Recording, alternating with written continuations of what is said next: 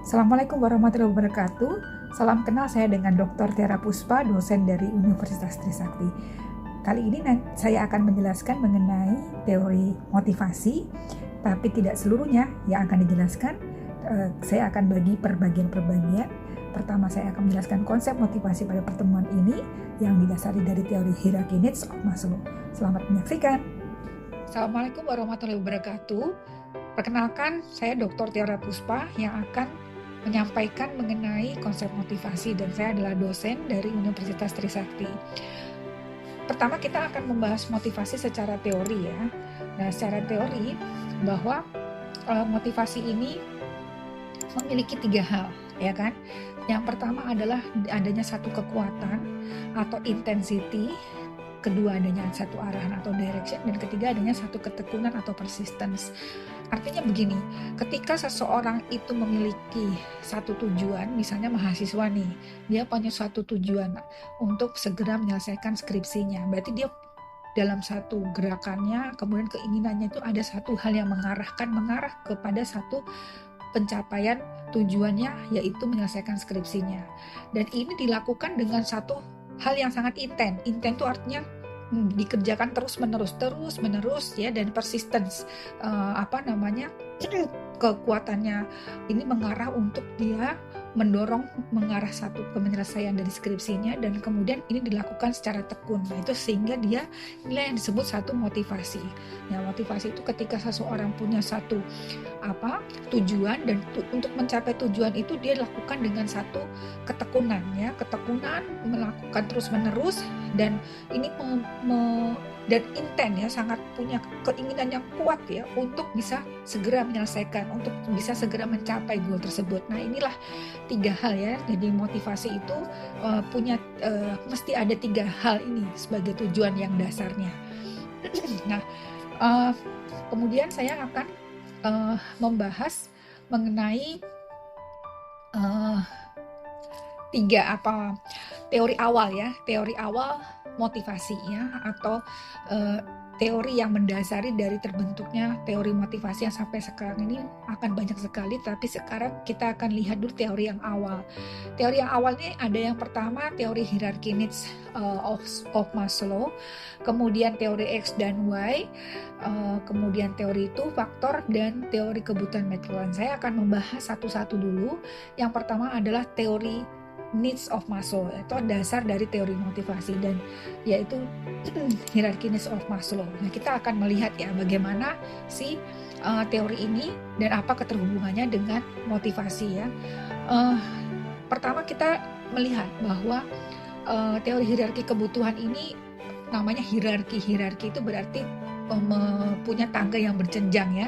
Dari mulai yang tangga kebutuhan yang paling bawah, yaitu kebutuhan fisiologis dasar, kemudian kebutuhan rasa aman, kebutuhan sosial, penghargaan diri, dan aktualisasi diri. Dan kalau kita kelompokkan dari ke-5 jenjang kebutuhan ini, kebutuhan fisiologis, rasa aman, dan itu adalah 2 kebutuhan dasar yang utama dari seseorang manusia ya, dan kemudian masuk ke kebutuhan yang paling tinggi, yang tinggi sosial, penghargaan, dan aktualisasi diri. Apa yang dimaksud atau yang termasuk dalam kebutuhan fisiologis?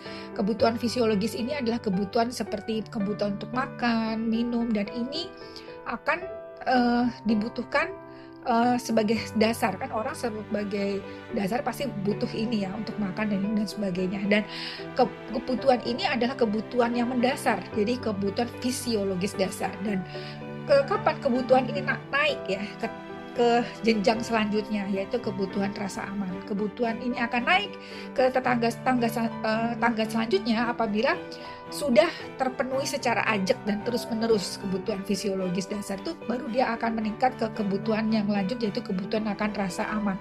Maksudnya kebutuhan rasa aman ini apa? Kebutuhan rasa aman ini maksudnya adalah kebutuhan ini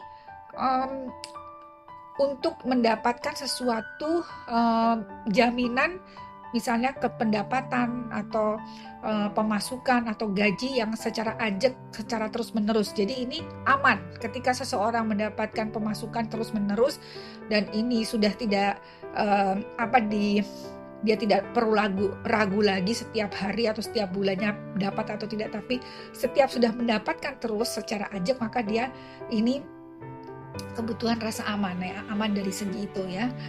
Kemudian ketika dia sudah terus-menerus mendapatkan fisiologis, makannya cukup, kebutuhan minumnya juga ada, papan juga ada, sandang juga ada terus-menerus, kemudian juga dia mendapatkan pendapatan yang terus-menerus, ya artinya pendapatannya juga ada, tetap ya, mendapat pendapatan yang tetap, maka selanjutnya akan masuk ke tangga yang kebutuhan sosial, yaitu kebutuhan untuk berteman, bersosialisasi dengan orang lain, kemudian ada perkumpulan dalam suatu komunitas. Nah, ini adalah kebutuhan sosial. Nah, kemudian masuk lagi ke kebutuhan penghargaan. Nah, setelah orang kesandang pangannya cukup, dapat pendapatannya ajak terus-menerus, kemudian dia juga punya banyak teman, akhirnya kemudian dia pasti akan memikirkan meningkatkan kebutuhannya lagi, yaitu kebutuhan untuk penghargaan ya, mendapatkan satu penghargaan. Atau penghargaan dalam hal apa? Kalau pekerjaannya mungkin ya dia akan dihargai hasil kerjanya, hasil jerih payahnya dilihat oleh pimpinannya, kemudian mendapat achievement dari organisasinya. Nah, kemudian yang terakhir adalah kebutuhan, menurut Maslow ini kebutuhan aktualisasi diri ya. Jadi dikatakan, jadi orang ini kalau menurut Maslow dia tidak akan langsung ke aktualisasi diri, tapi melalui satu tangga-tangga yang berjenjang. Nah, aktualisasi diri itu apa? Yaitu kebutuhan untuk menjadi seperti apa yang dia inginkan, ya kan?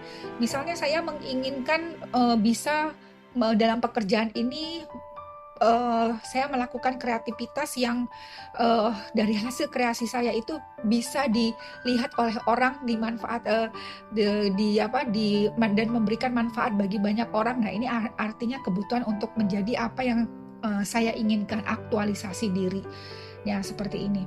Nah, kemudian yang paling penting adalah buat apa sih kita tuh tahu mengenai teori hierarki needs of Maslow ini? Pentingnya buat apa gitu ya. Nah, kalau kita mengetahui seorang pimpinan ya dalam organisasi ya, mengetahui mengenai teori ini, maka manfaatnya adalah dia akan belajar memotivasi orang sesuai dengan tangga di mana karyawannya atau orang yang sedang mau dimotivasinya itu berada. Maksudnya apa? Kan ini tangga kebutuhan ini berjenjang. Ketika seseorang atau pimpinan itu mau memotivasi seseorang, misalnya bawahannya, dia lihat bawahannya ini masih di tangga kebutuhan yang mendasar, yaitu kebutuhan fisiologis.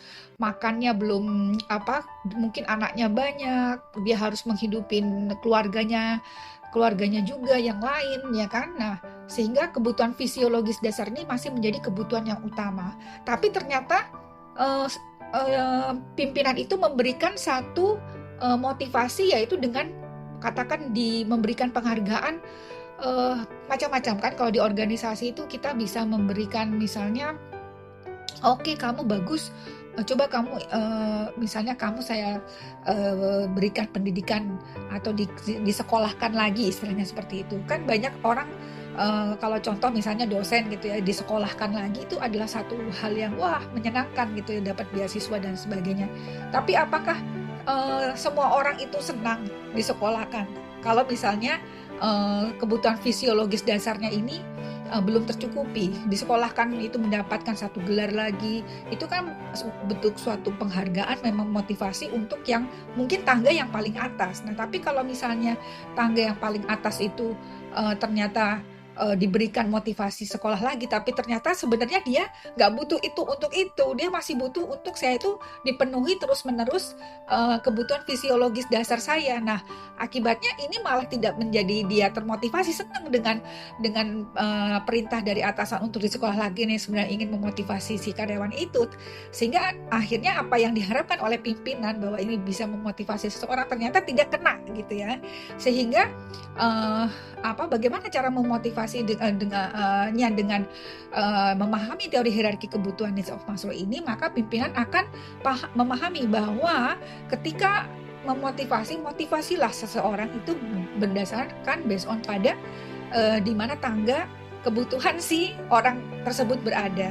Nah, inilah jadi esensi ya dari hierarki kebutuhan of Maslow.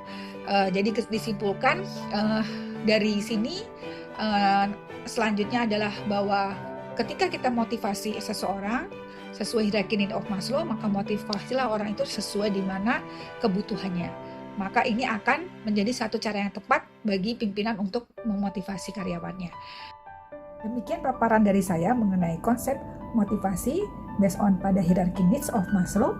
Semoga dapat bermanfaat dan jangan lupa subscribe channel saya ini. Terima kasih.